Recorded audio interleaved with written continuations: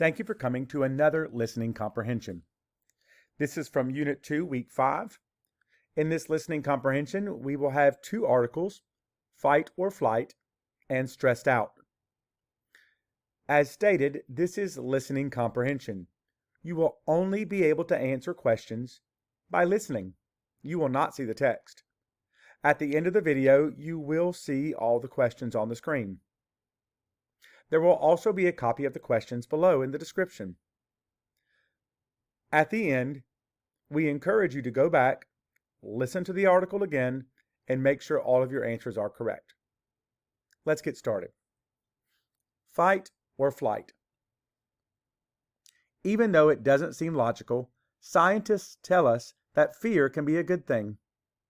The way you experience fear is your body's response to something. You automatically seek to protect yourself. Maybe you've heard a loud noise.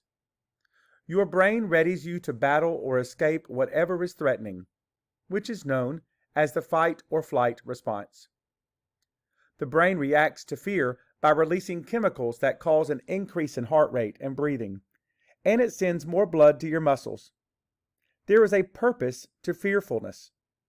Fear makes you alert so that you can face that fear. Article 2, stressed out.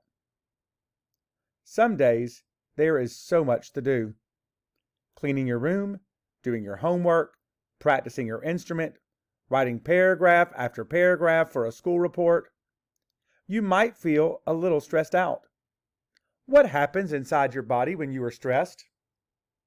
You'll probably notice your muscles feel a little tight, and you might get a headache.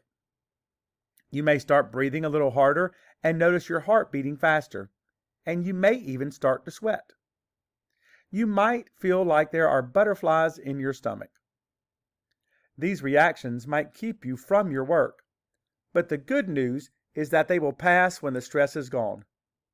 You can try some deep breathing or stretching exercises. These can help you relax and get things done.